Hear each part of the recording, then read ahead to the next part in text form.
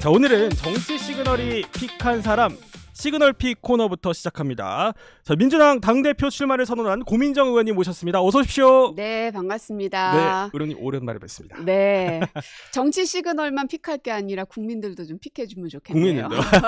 또 특별히 저희 모셨는데 처음이시죠? 네. 여기 나오시는 네, 거. 네, 네. 네, 어떻습니까? 너무 반갑고 네. 감사하고 또 예전에 제가 청와대에 있을 때 같이 그렇죠. 얼굴을 봤었던 기자님이시라 더 반갑기도 하고 네. 벌써 거의 한 10년 가까이 지났어요. 맞아요. 벌써 세월이 그렇게 네. 흘렀네요. 자, 의원님 이번에 출마하시면서 슬로건으로 딱 외치셨던 게 그 네. 젊은 민주당, 하나 되는 민주당 이거 슬로건으로 외치고 계신데 이번 주말 사이에 또 호남 다녀오셨다고 들었고요. 네, 네, 네. 레이스 펼쳐보면 좀 그 가능성이 좀 보입니까? 어떻습니까? 이게 제가 이제 그 보고 있는 현장의 느낌들과 정치부 기사에서 보여지는 거, 그다음에 여론조사로 보여지는 게 꼭 일치하지는 않아서 궁금해요. 그러니까 한번 뚜껑을 꼭 열어보고 싶다 하는 생각이 들 정도로. 네. 왜냐하면 이제 제가 호남을 전북, 전남, 광주 다 돌았는데 네. 이제 제가 저를 이제 알 수는 있죠. 뭐 청와대 대변인도 하고 막 했으니까 알 수는 있는데 당 대표 선거에 나온 걸 특히 어르신 세대는 잘 모를 줄 알았어요. 그런데 의외로 시장에 가서 인사를 드리는데 대체로 다들 알고 계시더라고요. 그렇군요. 당 대표 나왔잖아 하시더라고요. 예. 그래서 이게 뭐 어쨌든 저에 대한 지지율이나 또 언론에서 언급되는 걸 보면 언급도 잘 안 되고 뭐 지지율도 잘 안 나오고 그런데 막상 호남에 가서 보면 상당히 많은 사람들이 알고 또 특히 어머니들은 제가 이제 여자 딸이다 보니까 네. 우리 딸내미 한번 잘해봐. 네 하고 싶은 대로 예. 한번 해가지고 저 남자들 사이에서 한번 그 매운맛을 보여줘봐. 뭐 이런 그 심리들이 좀 계시더라고요. 네. 그래서 한번 봐봐야 할 것 같아요. 자, 지금부터 이제 매운맛 네. 본격적으로 또 보여주셔야죠. 그래서 이제 청년 정치 말씀을 하셨는데 네. 이번 주말 사이에 그 기탁금 논란이 터졌어요. 네. 그래서 청년 정치인들의 이제 참여 문턱이 높아졌다는 지적도 있었고 일각에서 이게 너무 갑자기 왜 이렇게 올리는 거냐, 이게 좀 이렇게 해도 되는 거냐라는 지적들이 나와서 청년 정치의 시각에서 봤을 때의 문제점은 어떻습니까?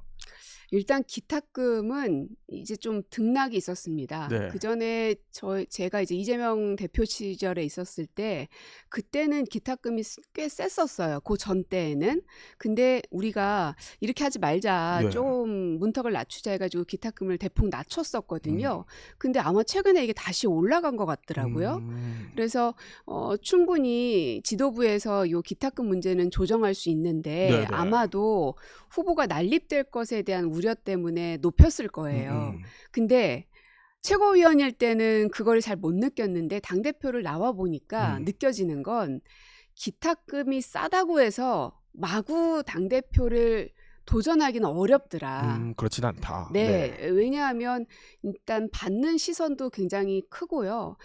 그만큼 이제 곱지 않은 시선도 있고 뭐 네. 응원의 목소리도 있겠지만 그래서 당대표 도전을 이게 문턱이 낮다고 해서 즉 기탁금이 싸다고 해서 아무나 그냥 막 시도해 볼 수 있는 건 아니더라. 직접 내가 뛰어보니까. 네. 그래서 기탁금은 대표든 최고위원든 좀 대폭 낮추는 게 필요하긴 할 것 같더라고요. 근데 이게 너무 막 경선이 임박한 이 시점에 갑자기 이렇게 액수가 정해져서 네. 사실 청년들 입장에서는 뭐 이거 대출을 받아야 되는 거냐 뭐 이런 목소리들도 나오더라고요.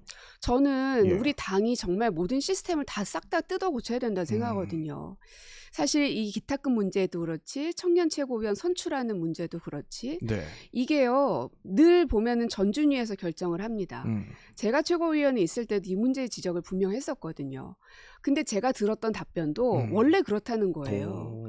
아니 후보들이 준비를 네. 하려면 최소한 6개월 전부터는 그렇죠. 공지가 예. 돼 있어야 원내는 말할 것도 없고 원외에 있는 사람은 당이 돌아가는 걸 알 수가 없는데 내가 자격이 되는지 그다음에 뭐 돈은 얼마나 필요한지 이걸 알아야 계산을 해서 내가 전략적으로 선택하는데 전준위는 보통 전당대회를 앞두고 진짜 막바지에 만들어지는 게 준비위원회거든요. 네. 근데 거기에서 모든 걸 결정하게끔 세팅이 돼 있다 보니 이런 문제가 계속 악순환이 반복되는 겁니다. 그래서 이번 기탁금 문제도 이제 원외에 계신 분들이 문제 지적하는 네. 거는 충분히 그럴 수 있는데 이미 원내에 계시고 그다음에 기존에 국회의원도 하셨던 분들이 네. 갑작스럽게 이걸 가지고 막 그 목소리를 높이는 거 저는 굉장히 이율배반적이고 표리부동한 모습이라고 생각해요. 그러니까 마치 몰랐던 사실인 양. 네, 예. 늘상 전준위에서 이렇게 결정을 해왔었단 네. 말입니다. 그러면 이 전준위 제도 자체를 앞으로 확 당길 수 있게끔 손을 봤어야죠. 이 예. 문제점이 한두 번 나왔었던 거냐고요. 그래서 이제는 더 이상 이런 걸 반복하지 말고 전준위 자체를 그러면 나중에 세팅하더라도 다음 전당대회에 대한 룰 세팅이라든지 아니면 자격에 대한 문제라든지 이거는 최소한 6개월이든 1년 전이든 네. 그 전에 하게끔 이번 참에 우리 당이 좀 시스템 개편을 했으면 좋겠습니다. 근데 사실 이 청년 기탁금 문제가 터지고 목소리를 공개적으로 지금 내는 거는 뭐 김민석 전 총리를 포함해서 친명계 일각 이 분들이 좀 주도적으로 내고 있잖아요. 근데 너무 네. 뒤늦은 목소리를 내는 거다 이렇게 보시는. 그러니까 예. 그거예요. 그 문제점을 네. 알고 계셨을 건데 네. 진작부터 이걸 개선하려는 노력들을 했어야지. 왜냐하면 당 생활을 하루 이틀 하신 분도 아니지 않습니까? 예. 우리 당이 여태까지 그런 제도가 없었는데 요번 그 지도부에서 갑작스럽게 만든 거라면 그럴 수 있어요. 네. 그러나 늘상 그렇게 해오지 않았습니까? 예. 그러면 우리 당의 정말 선배 그룹 정치인이라면 그 제도에 잘못된 거를 진작부터 고치자고 왜 주장 안 하셨는지가 좀 답답합니다. 알겠습니다. 하나만 더 여쭤보면은 요 청년 기탁금 문제와 또 논외로 네. 이게 대통령이 이 문제를 또 지적하고 나서면서 이제 야권도 그렇고 이제 여권 일각에서도 이게 당무 개입 논란으로 좀 빚어지는 모양새거든요. 이거는 어떻게 봐야 될까요? 그거는 이제 약간 국민의힘이 예. 좀 잘못 짚은 것 같고요. 그래요. 이게 어쨌든 이 공직자 선출하는 것하고 당 안에서의 선거하고는 또 좀 다른 문제여서 그런데 저는 오히려 그 이제 청와대 안에 이제 정무라인이 있습니다. 뭐 수석도 있고 비서관도 있고 행정관들도 쭉 있고요. 네. 그러니까 그곳의 역할은 당의 그 청와대의 그 의중들을 전달하기도 하고 또 당에 돌아가는 일들을 전달하기도 하고 그거를 이제 소통 창구로 쓰는 게 이제 정무라인이거든요. 네.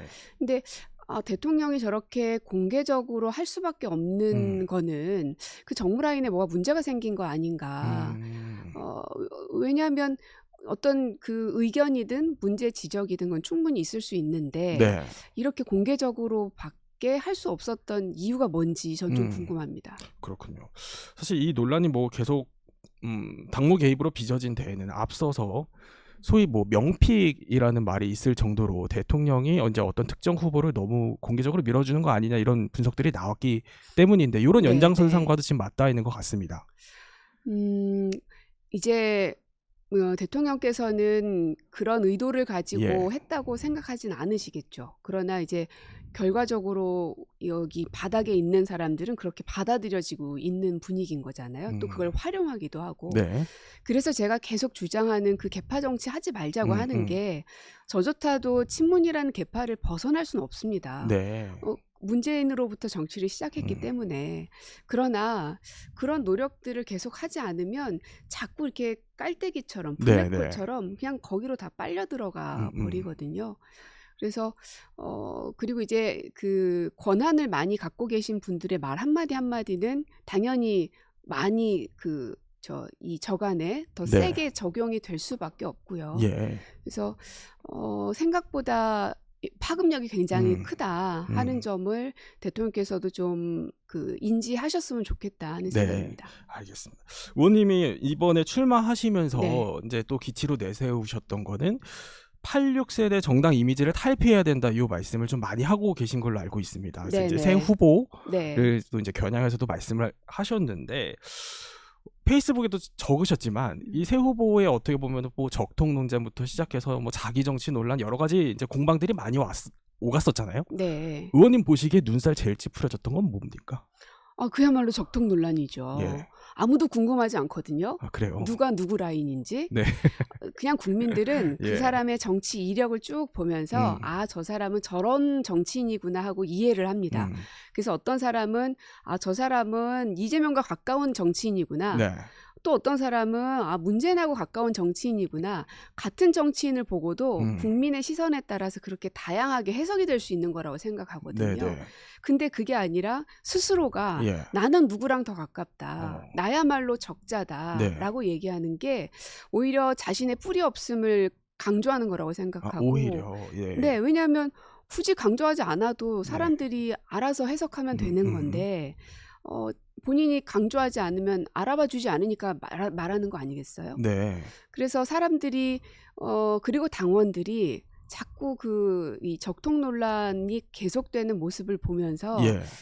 굉장히 좀 질책을 많이 하시더라고요. 안 하는 사람이 없었어요. 영남, 호남 할 것 없이. 그렇군요. 모든 분들이 그렇게 얘기하는 이유는 당신이 그렇게 주장한다고 해서 당신의 정치 이력이 달라지지 않지 않느냐. 그리고 그게 어떤 계파의 사람이든 우리 당원들은 그걸 부정하지 않아요. 싫어하지 않아요. 네. 다 받아들인단 말이에요. 다 어쨌든 민주당의 한 식구니까. 그런데 그거의 차이점을 서로 강조하면서 내가 훨씬 나은 사람이다.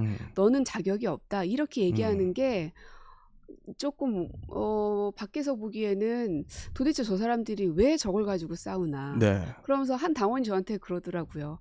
저희는 진짜 안 궁금한데 뉴스만 틀었다 하면 그게 나와요. 네. 이 얘기를 해요.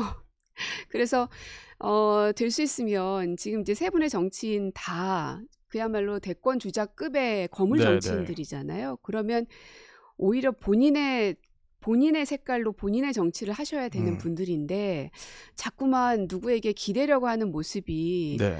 연세는 많이 들었고 정치적 이력도 많지만 젊은 사람들만큼의 패기도 없는 것 같다. 좀 실망스럽습니다. 뭐 가장 눈살 찌푸려졌던 사례가 있으세요? 그래도 적통 논쟁 가운데 이건 좀 심했다. 뭐 다 비슷하죠. 그렇군요. 이제 그 구도를 보면 네. 이제 의원님을 제외하고 이제 의원님도 포함인 것 같아요. 일각에서 그런 분석들도 있습니다. 3대1 정청래 전 대표 입장에서는. 그래서 이제 뭐 일종의 이 언더독 전략이다 이런 분석들도 나오긴 합니다만 우리 정청래 전 대표의 시각에서 봤을 때는 이 전당대를 어떻게 받아들일 것 같으세요? 그분의 시각에선 본인을 둘러싸고 모두가 다 자기를 때리고 있다 하는 시선으로 만들려고 하시는 것 같아요. 뭐 그렇게 생각하실 수도 있죠. 네. 왜냐하면 바로 직전에 대표였기 때문에 당연히 이제 현직에서 내려오신 분은 그런 비판을 당연히 받을 수밖에 없죠. 우리가 대통령 선거를 할 때도 총선을 할 때도 바로 전직에 있었던 사람을 지적하면서 새로운 도전자가 나서잖아요. 그래서 그거는 너무나 당연한 일이기 때문에 그거를 너무 아파하실 일은 아니지 않나 하는 생각이 들고요. 네. 그러니까요. 근데 아파하실 일은 아니어야 한다고 생각하고요. 그리고 또 한편으로는 그 얘기도 많이 들었어요. 제가 지방 안 다녔으면 몰랐을 얘기들인데 다녀보니 이번 지방선거를 통해서 진짜 그 힘이 약한 저 지방 의원들이나 이름조차 국민과 당원들은 알지도 못하는 후보들도 많이 있죠. 근데 이제 그 후보들은 정말 언론에 목소리 한번 내보지도 못하고 당이 정한 결정을 따라야만 하는 그런 경우들이 너무 많았던 겁니다. 그러니까 그분들 입장에선 1대 3이 아니라 1대 100, 1대 1000의 그 무게감으로 자기는 그렇게 맞았음에도 불구하고 당의 결정이니까 그걸 존중하고 받아들였고 그럼에도 불구하고 지금 여러 날이 지났음에도 아직도 그걸 헤어나오지 못하는 우리 후보자들이 꽤 많더라고요. 그러면 그런 분들을 일단은 추스르고 다스리고 그분들을 공감해 주는 게 필요하지. 왜냐하면 지금 전직 당대표로서 그 지방선거를 다 총 진두지휘 하셨잖아요. 그러니까 그분들이 그 얘기를 하시는 거예요. 1대 3으로 맞아서 아프다고 하시지만 저희들은 얻다가 아프단 소리도 못 내봤고요. 거의 1대 100, 1대 1000 수준으로 맞았지만 당이 그렇게 결정했기 때문에 받아들여야만 했고요. 아직도 상처가 치유되지 않아요. 그래서 공감이 잘 안 되네요. 이런 말씀들을 많이 하십니다. 그렇군요. 이제 의원님께서 뭐 개파 정치를 싫어한다고는 하셨지만 이제 과거에 사실 뭐 모두가 친문을 원치 않을 때 그래도 나는 친문을 외쳤다 또 이런 말씀도 옛날에 하셨던 걸로 기억을 하고요. 그래서 이제 정청래 전 대표가 이번에 이제 나오고 그 이후에 이제 의원님 출마 선언 또 하시고 하면서 친문 소위 말하는 그러니까 정청래 전 대표의 영역이 조금 좁아졌다. 이런 분석들도 일각에서는 나왔습니다만 이거에 대해서는 어떻게 좀 보실까요? 글쎄요, 꼭 그렇지는 예. 않을 것 같은데요. 예.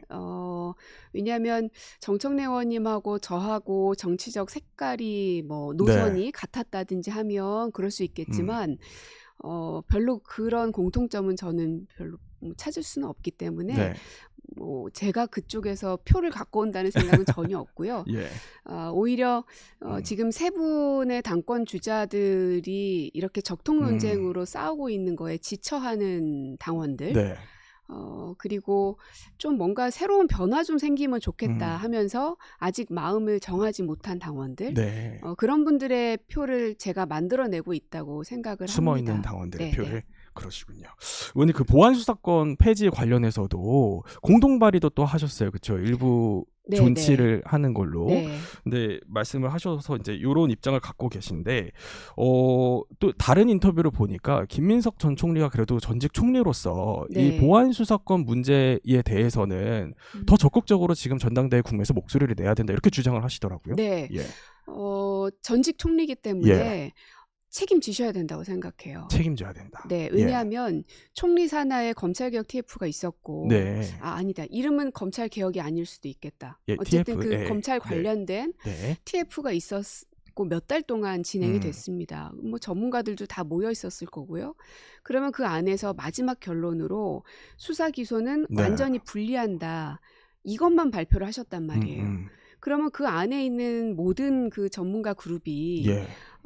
제가 계속 주장하고 있는 성폭력 피해자나 아동, 그 다음에 장애인, 네. 이 사람들에게 보안 수사권을 주지 않으면 예. 이 목소리를 낼 수 없는 사람들이 오히려 피해를 볼 수 있지 않냐 하는 문제 제기를 과연 그 안에 있는 TF 안에 전문가들이 아무도 안 했을까? 네. 전 그렇게 생각 안 하거든요. 네. 누군가는 그때도 있었을 문제 거다. 지적했을 예. 거란 말입니다. 네. 그러면 그 문제점을 어떻게 보완할 수 있길래 수사 기소를 완전히 그냥 분리하는 것, 그러니까 보안 수사권을 없애는 것만으로도 네. 가능한지.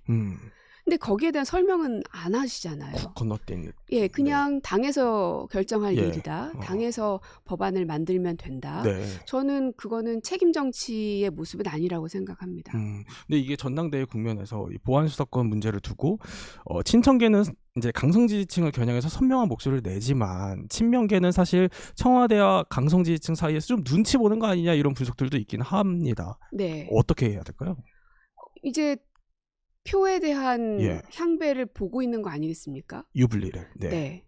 근데 그게요, 진짜 두려운 일입니다. 그러니까 제가 지역을 다니면서도 다시 한 번 더 느낀 거지만, 저희 여의도 안에 있는 정치인들이 그렇게 계산하고 머리 써서 셈법을 하고 하는 거를 예. 우리는 이 칸막이 뒤에서 하고 있다고 생각하지만 정작 그분들은요, 저 위에서 모니터로 다 보고 있는 기분이더라고요. 아, 그래요. 어떤 정치인이 왜 저렇게 예. 발언하고 왜 저런 스탠스를 취하는지 다 안다는 겁니다. 그래서 이제는 별로 관심도 안 갖고 싶다고 할 정도로. 네네. 그러니까 우리 당원이라고 하면 정치에 관심이 높은 분들이고 보안 수사권이 됐든 혹은 뭐 이런 기타급 문제가 됐든 당의 운영에 대해서도 우리 정치인들보다도 훨씬 더 이게 그러니까 판단이 네네. 빠르더라고요, 우리 당원들이. 근데 우리가 자꾸 숨기려고 하는 모습 아니냐. 그리고 예. 그 숨기려고 하는 게 결국은 전당대회 앞두고 표를 좀 더 얻기 위한 계산이지 않느냐 하는 것까지 다 아시더라는 겁니다. 차라리 저는 우리 정치인들이 좀 더 솔직해졌으면 좋겠어요. 그러니까 솔직하게 자신의 소신을 밝히고 거기에 대해서 평가받고 심판받고 만약에 질책이 한 덩어리로 많다면 네. 뭐가 잘못됐을까 반성하고 그 다음을 다시 생각하면 되고요. 예. 만약 거기에 대해서 선택받았다면 내 뜻이 맞았구나 또 하면 되는 것이고요. 이게 글쎄 세대 간의 차이일까요? 저는 그냥 좀 쿨해지고 네. 솔직해지고 그냥 민낯의 모든 것들을 당원들 앞에 국민들 앞에 우리 정치인이 보여줄 수 있으면 좋겠습니다. 그러니까 당심이 정말 무서운지를 발로 뛰면서 확인을 하셨고 네. 이제 후보들이 일부 강성 지지층에 끌려가는 게 아니라 진짜 당심을 알고 네. 소신껏 해야 된다. 네. 그렇죠. 그리고 예. 또 하나 당심과 민심이 괴리되면 안 된다 네. 이런 얘기 여의도에서 많이 하잖아요. 근데 제가 느낀 거는 당심과 민심은 괴리되어 있지 않더라. 오히려 국민의 마음과 우리 여의도 정치인들의 마음이 괴리되어 있는 것 같았어요. 네. 그러니까 당심과 민심은, 그러니까 당원들은 대다수 제가 만나는 당원들은 온라인에서 댓글 다시거나 온라인에서만 주로 활동하시는 분들만 본 건 아닙니다. 그냥 길 가다가 공원에서 마주친 분들, 근데 네. 알고 봤더니 자기가 당원이래요. 아. 그리고 만나기로 약속한 예. 분들도 뭐 계시고, 그리고 그냥 시장에 그냥 막무가내로 찾아가서 만났던 당원들도 많이 계시고요. 네. 근데 이제 그분들의 얘기를 들어보면 정책을 가지고 서로 왈가왈부 싸울 수는 있다. 그런데 그게 좀 생산적이면 좋겠다. 그리고 그 A와 B의 차이가 별로 그렇게 커 보이지 않더라. 근데 왜 이렇게 여의도에 있는 당신들은 그 차이를 자꾸 벌리려고만 하느냐.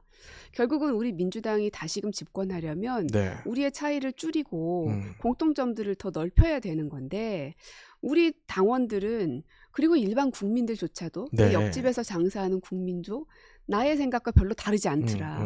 이 여의도에 있는 당신들만 너무 민감해하고 너무 서로를 차이점을 부각시키면서 손가락질하는 모습으로만 보인다. 거기서 좀 벗어나시라. 이런 얘기 참 많이 들었습니다. 이게 아마 뭐 일부 강성 지지층으로부터 이제 뭐 문자 폭탄도 받고 소위 뭐 그러기 때문에 좀 더 위축되는 거 아닌가 싶기도 한데, 의원님도 보안 수사권 이 목소리를 낸 이후에 좀 문자 폭탄을 받으시나요? 아유, 많이 받죠. 그래요? 그래서 문자는 거의 열어보지도 못합니다. 그런데 예. 이제 그분들은 정치인에게 말할 수 있는 통로가 그거밖에 없으니까 네. 하시는 것이지만, 그게 이제 받는 저희 입장에서는 이게 한 번에 막 1,000통, 2,000통 막 이렇게 와버리면 네. 아예 다른 목소리들은 접수를 할 수가 없어 예, 예. 버리거든요. 그래서 어떻게 하면 이걸 좀 더 효율적으로 우리가 당원의 목소리를 들을 수 있고 당원들은 우리한테 말할 수 있을까? 네. 그러니까 그런 시스템이 지금 우리 당은 없는 겁니다. 그냥 당원 주권주의라고 해서 당원들에게 표만 줬지 네. 그들의 권리는 하나도 만들어주지 않았습니다. 다들 이제 정책에, 그 보안 수사권은 정책인 거잖아요. 네, 네. 그 정책에 대한 의견을 당원들이 왜 보안 수사권에 대해서 A는 저렇게 생각하고 B는 저렇게 생각하는지를 정확하게 알아야 되는데, 일방적인 유튜브나 네. 아니면 일방적인 언론 기사 제목만 보고 알다 보니 네. 정확하게 전달이 안 되고 있는 겁니다. 그래서 그 당원들에게 주요한 정책에 대해서는 충분히 설명하고 수기할 수 있는 제도가 우리 당 안에 반드시 필요하고, 그 수기에 대한 결론을 그 당원들이 내렸을 때에는 우리 당은 그것을 존중해 줘야 되고, 네. 그래서 그런 시스템 정당으로 좀 이번에 다시 좀 태어났으면 좋겠어요. 네, 의원님 끝으로 이제 86세대 정당 이미지를 또 탈피해야 한다, 젊은 정치를 해야 된다 이런 소신을 갖고 전당대회에 또 출마를 하셨고, 네. 저희 채널의 정치 시그널 또 처음 출연을 하셨는데 네, 소신 네. 발언 한번 하십시오. 네. 저로 인해서 86세대들의 간판을 좀 바꿨으면 좋겠습니다. 저의 힘이 약하긴 하지만 그래도 민주당 내부에서조차도 이렇게 갑갑함을 호소하는 사람들이 참 많이 있습니다. 네. 간판 하나 바뀌었다고 해서 뭐가 달라질까 말씀하시는 분 계실지 모르겠지만, 변화하지 않으면 어떤 것도 시도할 수 없고, 시도하지 않으면 변화는 요원한 일이거든요. 그래서 그냥 바위에 계란을 묻히는 정도로 끝난다 하더라도 저는 끝까지 해볼 생각이고, 우리 당원들과 국민들도 민주당의 변화를 만들어 주셨으면 좋겠습니다. 끝으로 전당대회 출마하시면서는 문 전 대통령님과는 통화나 뭐 만나신 적은 없다. 한 적은 없습니다. 하지만 끝나고는 또 인사를 가야죠. 하셔야죠. 네. 무슨 말씀하실 겁니까? 저 이렇게 했습니다. 아마 뉴스로 보고 계실 테니까요. 이렇게 했습니다 하고 말씀드리고, 문재인 당시 대통령께서 부대변인이었던 어린 저한테 여성 정치인으로서, 젊은 정치인으로 잘 커나가길, 네. 민주당의 인재로 커나가길 바라는 마음들이 많이 있으셨던 걸로 알고 있는데요. 거기에 제가 얼마나 부합한지는 모르겠으나 예. 어쨌든 문재인의 사람으로서 부끄럽지 않고 소신 있게 자기 말 할 줄 알고, 네. 당의 아픈 구석도 말할 줄 알고, 그래서 모두가 다 이기는 당을 만들려는 그런 노력들을 대통령께서도 어떻게 생각하시는지 한번 들어보고 싶습니다. 네, 여기까지 듣겠습니다. 지금까지 고민정 의원님과 함께했습니다. 의원님 고맙습니다. 네, 고맙습니다. 감사합니다. 네.